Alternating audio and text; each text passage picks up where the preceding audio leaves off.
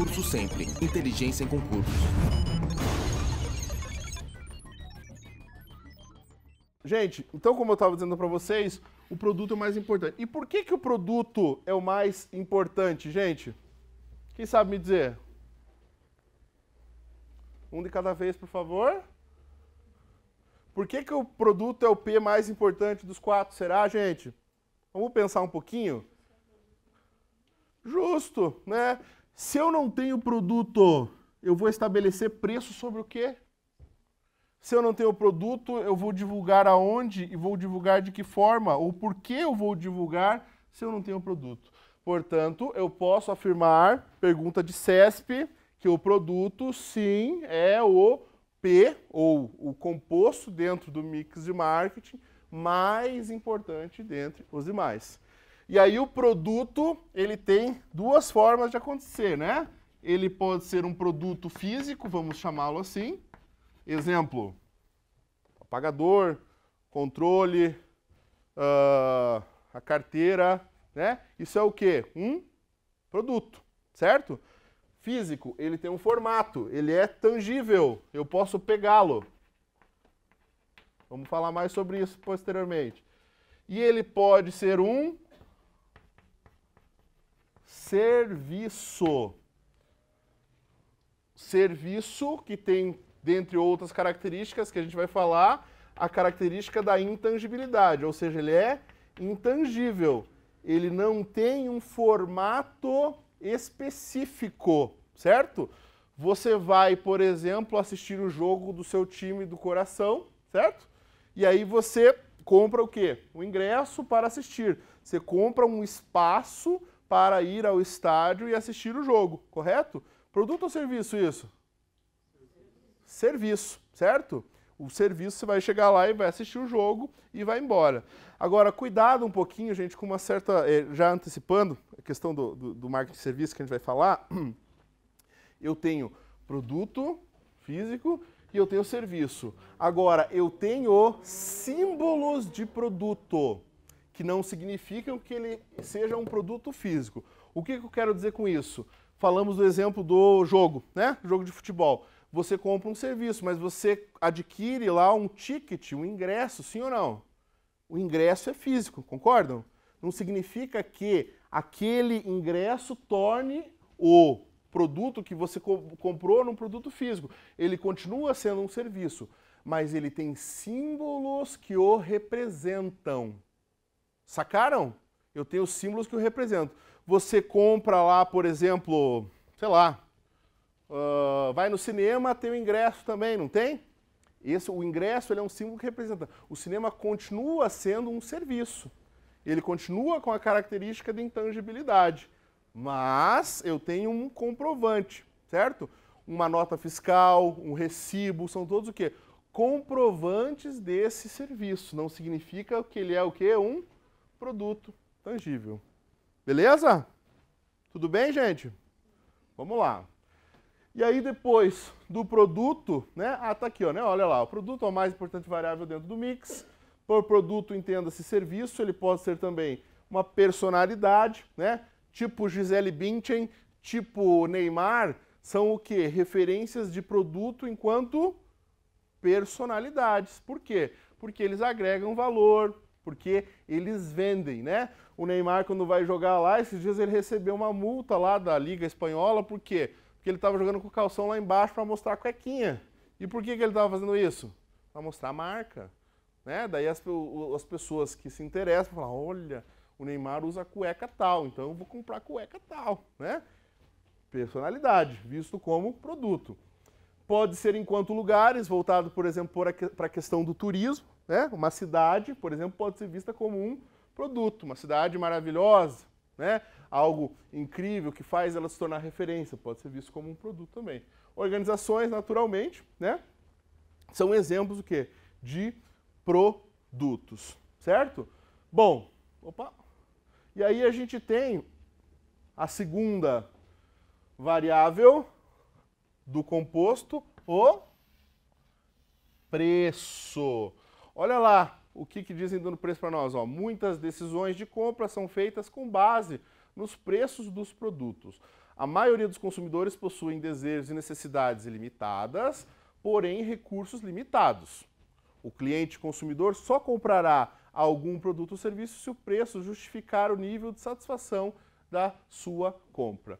Então, gente, assim, né, o preço a gente tem que tomar um pouco de cuidado, que o entendimento que ele cai na nossa prova não é um entendimento matemático, normalmente. Eu vi isso já fazem alguns anos aí que eu não vejo cair cálculo em relação a preço em prova.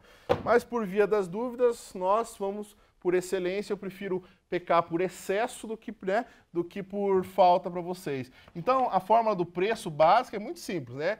Preço é igual ao quê? A custo fixo mais custo variável mais margem de lucro. Essa é a fórmula básica do preço, né? Eu identifico lá todos os custos que eu tenho considerados como fixo, como variável. A gente não precisa entrar no mérito, dizer o que é aqui, porque isso não cai em prova. Eu somo esses dois custos aqui e coloco lá o quê? Uma margem de lucro. Ou seja, quanto que eu quero ganhar em cima daquele produto. Então vamos dizer o seguinte. Eu calculei lá que os meus custos são lá, tipo, R$30 de fixo mais R$22 de variável. Então, eles deram lá um todo de R$52, correto? Aí eu faço uma multiplicação, vamos dizer aqui que eu quero 100% em margem de lucro. Então eu vou fazer vezes 100, ou seja, o dobro desse valor é que eu vou ter de margem de lucro bruta. É assim que funciona o preço. Repetindo, faz anos que eu não vejo em prova, mas essa é a fórmula para que vocês saibam. Agora, o que cai em prova de fato sobre o preço, gente? Cai muito mais no que diz respeito a valor do que preço. E valor e preço é a mesma coisa, sim ou não? Falamos lá no começo da aula. Valor e preço é a mesma coisa? Qual é a diferença?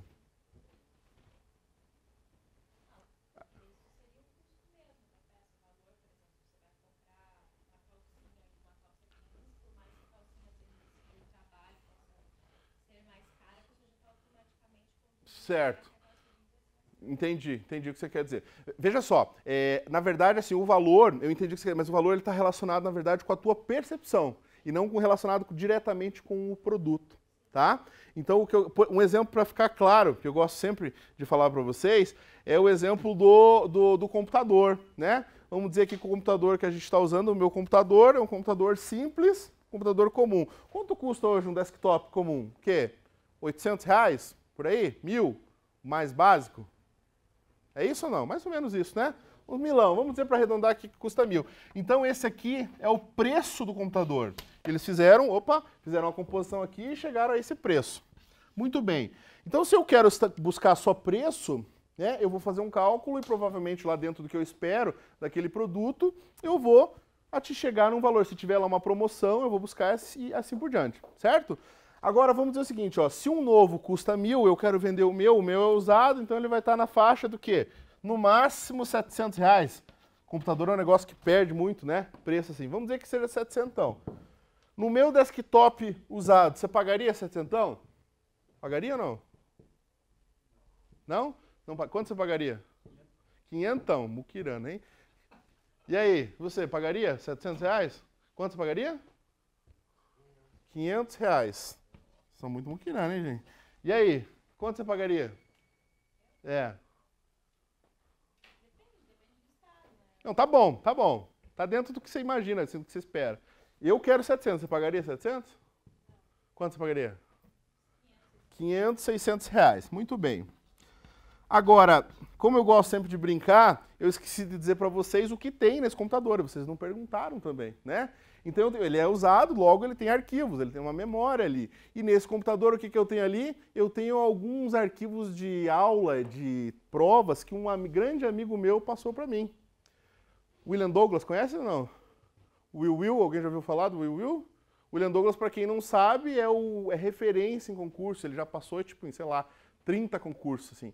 Todos os concursos que ele fez, ele passou, tá? Os concursos mais difíceis do país, né? Tipo, delegado federal, juiz federal, coisa assim, todos ele passou. E a maioria dos que ele passou ainda, ele passou em primeiro, né? Só para vocês terem uma ideia. O cara é considerado o guru dos concursos, certo? E ele me passou lá umas resenhas, umas memórias que ele tem, e eu tenho tudo isso no meu computador, inclusive de conhecimentos bancários, de atendimento, matemática e português. Agora eu pergunto para vocês, muquiranas, pagaria 700 no meu computador ou não?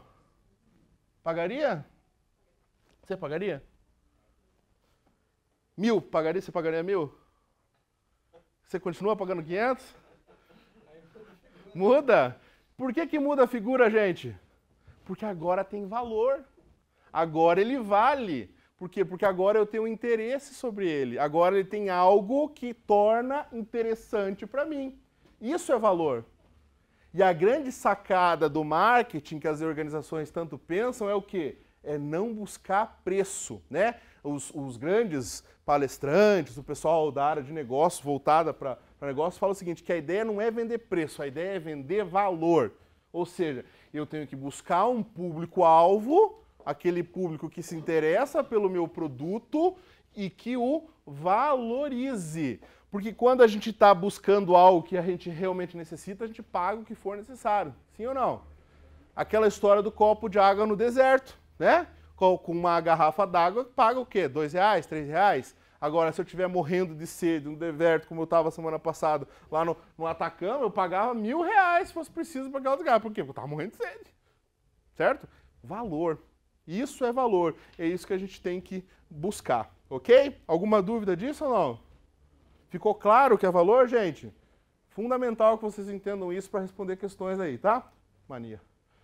Bom, para a composição do preço, né, eu preciso entender algumas coisas aí, como, por exemplo, as decisões internas, no que pese a composição dos custos, que eu disse para vocês, e também o posicionamento. O que é posicionamento? Isso aqui já caiu pergunta de ESAF, pergunta de CESP. O que diz respeito ao posicionamento? É o público que eu quero atingir. Como assim? Tem público que paga mais e tem público que paga menos, concordam comigo? Tem público que paga R$1.000 numa calça jeans e tem público que não aceita pagar 50, sim ou não? Eu não estou me referindo à qualidade aqui, ok? Estou me referindo apenas a preço, mas é essa a diferença. Então a grande sacada é que eu identifique o posicionamento que a minha organização quer trazer para que eu possa, né, estabelecer um preço adequado. E aonde que vai influenciar isso aqui no cálculo? Na minha... No quê? Margem de lucro. Eu coloco mais ou eu coloco menos. É isso que eu vou decidir conforme o meu posicionamento.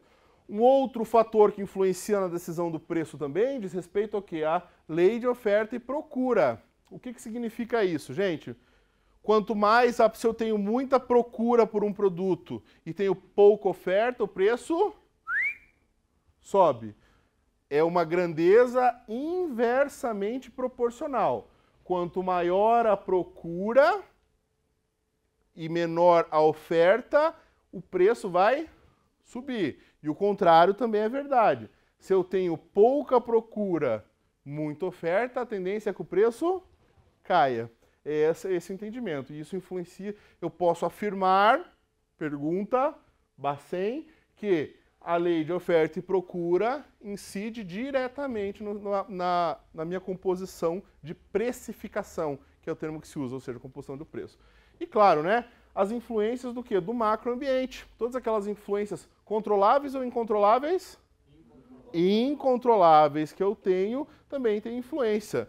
Do tipo assim, ó, tem um imposto novo que o governo estabeleceu sobre o meu produto. Vai influenciar no meu preço, sim ou não? Vai influenciar. Provavelmente, se não influenciar no sentido de eu aumentar ou diminuir meu preço, ele vai influenciar o quê? Na minha margem de lucro. Alguém vai ter que assumir essa conta, né? Normalmente o preço é o quê? Ele é aumentado e o consumidor que assume essa conta aí. Normalmente é isso que acontece. Beleza aqui, gente? Dúvidas? Muito bem. E aí, a gente tem também, né, um outro P em relação aos 4 que nós falamos aqui, que é o P do quê? P de praça. O que é a praça, gente? A praça não é nada mais, nada menos que o local onde eu vou estabelecer o meu negócio, o local onde eu vou comercializar, certo? Olha lá, né, ó, através de um sistema de distribuição, o marketing proporciona utilidade de lugar e tempo. Os fabricantes e os distribuidores utilizam de tal modo que possam vender seus produtos nos locais certos e também no tempo certo. Assim, um fabricante localizado em São Paulo proporcionará utilidade de lugar a um comprador de Porto Alegre, conhecendo seus produtos à venda em lojas daquela cidade. Local onde eu quero estabelecer a comercialização do meu produto. Essa é a essência, esse é o fundamento que eu preciso ter em relação ao que? A praça, certo? Agora, a gente tem que tomar um pouquinho de cuidado agora com o famoso mundo virtual. Por quê? Porque hoje eu posso comercializar, posso adquirir produtos através da internet, sim ou não? Quem já comprou produto pela internet, levanta a mão. Vocês de casa não precisam levantar, que vocês já compraram, se vocês estão vendo, significa que vocês compraram alguma coisa pela internet. Né? Quem? Todo mundo quase. Desculpa, eu não vi, levanta a mão de novo. Ó, a maioria, né? A internet, gente, vou tomar uma aguinha aqui. A internet, ela revolucionou o estabelecimento da praça. Por quê? Porque ela permite que o teu produto seja vendido em diversos locais ao mesmo tempo, sim ou não? Antigamente, as empresas tinham que se preocupar com o concorrente da cidade, do estado, no máximo no país, dependendo da proporção do teu negócio. Hoje eu tenho que me preocupar com o meu concorrente que está vindo lá da China, né? O cara que está vendendo que tem uma composição de custo muito menor. Ou da mão de obra indiana, ou enfim, da Ásia como um todo, que está muito forte nesse sentido. Por quê? Porque elas vêm com uma composição muito forte, viram um concorrente muito forte. O que não significa que os meus concorrentes locais ou próximos também não influenciam. Tem que levar todos em consideração. Agora, o que eu preciso identificar para estabelecer a praça mais adequada aqui? 2 fatores. O primeiro fator é se neste local encontra-se, mais uma vez, o público-alvo que eu desejo atingir. Se eu quero, por exemplo, vender, sei lá, pensar aqui, né? Tipo lá que a gente falou da água, certo? Quero vender água potável. Hoje, sem dúvida nenhuma, o melhor mercado de água potável é o quê? É São Paulo, sim ou não? Por quê? Porque São Paulo está com problema de água. Então, para o consumidor, para as organizações, isso é visto como uma oportunidade, essa é a realidade, né? Se eu quero vender guarda-chuva, vou vender numa terra que que nunca chove, ou numa terra que chove para chuchu, que nem a nossa cidade aqui de Curitiba? É óbvio, né, que eu vou optar, vai ser mais fácil vender onde chove para chuchu. Por quê? Porque se utiliza mais. Uma questão muito simples. O que não significa que em outra cidade não se possa utilizar ou que não se possa comercializar. Eu posso te vender guarda-chuva para cidades que as pessoas utilizam como o quê? Como sombrinha, certo? Mas vai vender menos, concorda comigo? Por quê? Porque utiliza-se menos, né? Isso é identificação de praça. E um outro fator que eu preciso levar em consideração além desse é a questão, né, da utilidade de lugar, que nós falamos é utilidade de tempo. Cadê? Aqui, né? Lugar e de tempo. Ou seja, eu tenho minha central de utilização no sul do país. Eu posso optar por uma praça no norte? Posso, mas esse produto tem que estar no local certo, no momento certo. Não adianta nada eu vender, comercializar, sei lá, blusa, certo? E chegar lá no consumidor final, lá no PDV. O que é PDV? Ponto de venda, certo? No verão. Por quê? Porque as pessoas vão comprar muito menos, não é o momento de compra. Elas podem até comprar, mas elas vão comprar menos. Essa utilidade de tempo e de local deve ser considerada quando eu estabeleço a praça. Ok aqui, gente? Dúvidas? Muito bem. Considerações aqui sobre a praça. Eu preciso levar em consideração a acessibilidade do local, a conveniência em ter esse produto, como é o caso do guarda-chuva, como eu mencionei para vocês, e também a adequação do produto ao público. Acessibilidade, né? A gente tem um caso famoso de acessibilidade, que é o quê? Cidades longínquas, cidade onde não tem, por exemplo, estrada para comercializar, que eu tenho que ir de navio, que eu tenho que ir de trem, né? Eu preciso levar em consideração isso aqui, por quê? Porque isso vai influenciar no meu preço, na composição do meu preço. Então eu preciso levar em consideração isso. Adequação no que diz respeito ao produto, a conveniência nós já falamos, adequação do produto ao público. Não adianta nada eu, por exemplo, buscar a comercialização de um produto que não tem costume de ser utilizado ou de ser comercializado em um determinado local. como se a gente, sei lá, né, um produto, o nosso aqui, arroz e feijão, eu queira comercializar eles e buscar o mercado, sei lá, chinês, né? Pode vender? Pode. Vai vender. Mas vai vender a mesma coisa que a gente aqui ou não? Olha, isso até pode acontecer, mas vai demorar algumas décadas. Por quê? Porque não existe a cultura, não existe o costume. Então eu preciso levar em consideração essa adequação também quando eu vou estabelecer a praça do meu negócio. Lembrem-se que a internet pode ser considerada como um formato de praça multidirecionado. Esse é o termo que se utiliza. Por quê? Porque ela está em mais de um local ao mesmo tempo. Ok? Dúvida, gente? Tudo bem? Vamos lá. Bom, dentro de praça a gente tem, né, o chamado canal de distribuição. O que seria o canal de distribuição, gente? É um agente facilitador que pode ser considerado como também como no que diz respeito ao atacado e varejo, ou ainda um distribuidor. Mesma coisa, né?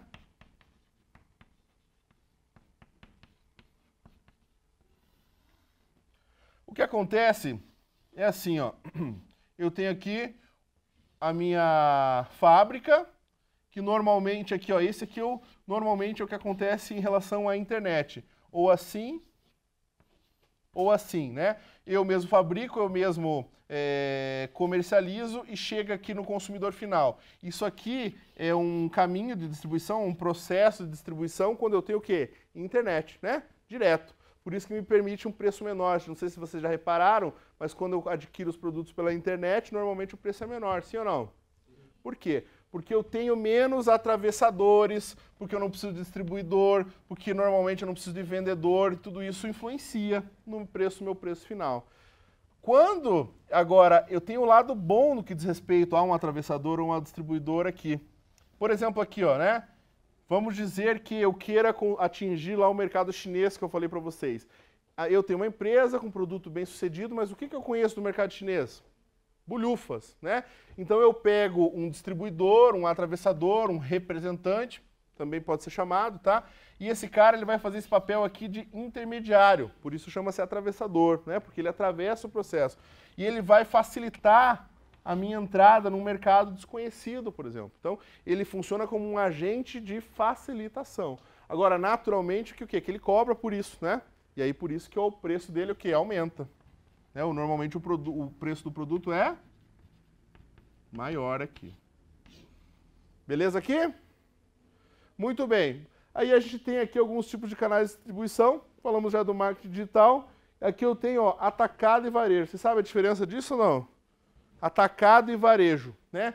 Cuidado com isso aqui. Professor, vão perguntar para mim na prova o que é atacado e varejo? Não, não vão perguntar. Mas isso aqui ele vai estar em questões para vocês. Pode esperar. Vai estar lá falando de produto público do varejo, principalmente, ou de atacado. Sempre aparece alguma coisinha, tá?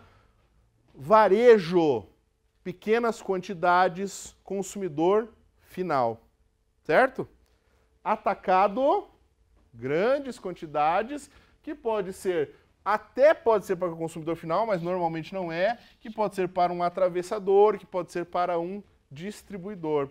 Por exemplo, né, a gente tem aqui uma loja assim que faça venda em atacado. Então eu tenho lá uma empresa, certo? Uma loja que eu comercializo para o consumidor final. Esse meu produto que eu comercializo na loja, eu compro de alguém, certo? Esse produto que eu compro de alguém, eu compro em atacado. Tipo assim, ó, chinelo Havaianas, né? Eu tenho a loja que vende Havaiana, a loja é o PDV.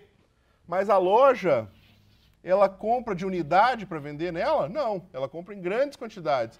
Então ela faz uma compra em atacado, grandes quantidades, e aí sim ela vai vender para o consumidor final em pequenas quantidades, que é o varejo. Muito bem. Para finalizar os 4 P's, eu tenho a promoção. Por promoção, gente, né? Cuidado com isso, a gente vai falar depois mais sobre a promoção no sentido de condição especial, mas aqui nos 4 P's, essa promoção, ela tem um entendimento de promover. Um entendimento de divulgar. É esse entendimento que eu tenho de promoção, né? Ó, nada mais é que a forma de comunicação adotada para alertar o público-alvo, aquele público que eu quero atingir, sobre o lançamento de um novo conceito, um novo entendimento sobre o meu produto. É isso que eu entendo com promover. Então é mais ou menos assim, ó, né? Eu já estabeleci o produto ou o serviço que eu quero vender, eu já estabeleci o preço que eu quero cobrar por ele, de acordo com o que é valorizado pelo meu cliente final, ok? Já estabeleci aonde que eu quero comercializá-lo, ou seja, já estabeleci a praça, e agora chegou a hora de divulgar. Chegou a hora de fazer o público que eu quero atingir conhecer o meu produto. Isso é promoção. Tudo bem aqui? Exemplos de promoção, gente. Olha lá, ó. Vendas, né? Venda direta, vamos falar sobre isso. Propaganda, publicidade, uma forma de promover, relações públicas, divulgação, marketing direto. O que é marketing direto? Isso aqui já caiu FCC, Sesgran Rio, CESP, tudo quanto é banco já caiu. Marketing direto é o entendimento que eu tenho de qualquer ação direcionada objetivamente para o meu cliente final. Ou seja, todas as ações que atingem o meu cliente como meu cliente diretamente. Tudo aquilo que eu faço que atinge direto o meu cliente é considerado o quê? Marketing direto. Telemarketing é uma forma de marketing direto, sim ou não? Sim. Pergunta do Sesgran Rio 2012. Telemarketing é uma forma que eu vou falar, eu, enquanto representante da empresa, diretamente com o meu cliente, diretamente com o que vai utilizar, o consumidor final. Logo, ele é o quê? É uma ação mercadológica direta, certo? Eventos, né, também pode ser uma forma de divulgar, de promover meu produto, bem como ações no mercado hoje, muito utilizado cada vez mais, no mercado quê? Digital. Muito bem. Agora, gente, a gente tem que tomar um pouquinho de cuidado, né, com promoção, que sempre existe aquele conflito que é chamado aqui, o conflito mercadológico financeiro. O que eu quero dizer com isso, né?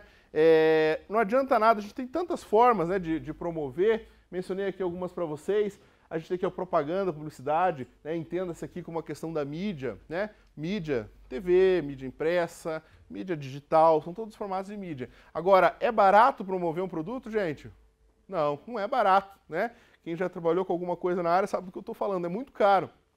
Você pega hoje um minuto numa televisão aí, é de um valor absurdamente alto, né? Dependendo de onde você quer atingir. E aí eu preciso levar em consideração isso na hora de promover. Se eu quero, por exemplo, o meu público-alvo se encontra numa determinada cidade, num determinado local, não tem sentido eu divulgá-lo de maneira nacional. Da mesma forma, o contrário, eu quero atingir o mercado nacional, vou divulgar local, não tem muito sentido. Por isso que eu preciso, né, estabelecer um plano de acordo, que a gente chama de plano de mídia ou plano de marketing, no sentido de identificar quem eu quero atingir e qual a melhor forma de atingir esse público-alvo. Melhor forma levando em consideração, né, o que? O custo-benefício. Ou seja,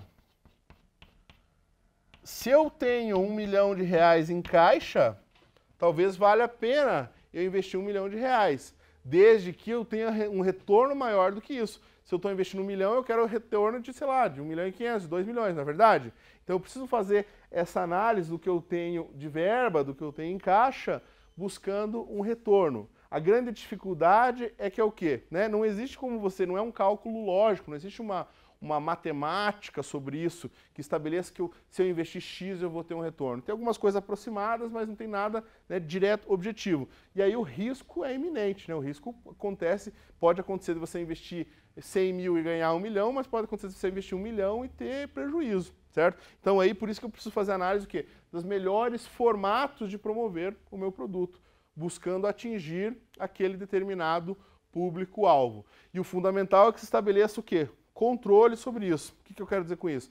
Se eu investir X, de que maneira isso veio para mim, ou se as pessoas buscaram o meu produto, como elas chegaram até mim, e assim por diante. Tudo bem aqui, gente? Alguma dúvida dos 4 P's aqui para a gente continuar? Ok. Muito bem. Então assim a gente encerra os 4 P's aí e vamos dar continuidade na sequência.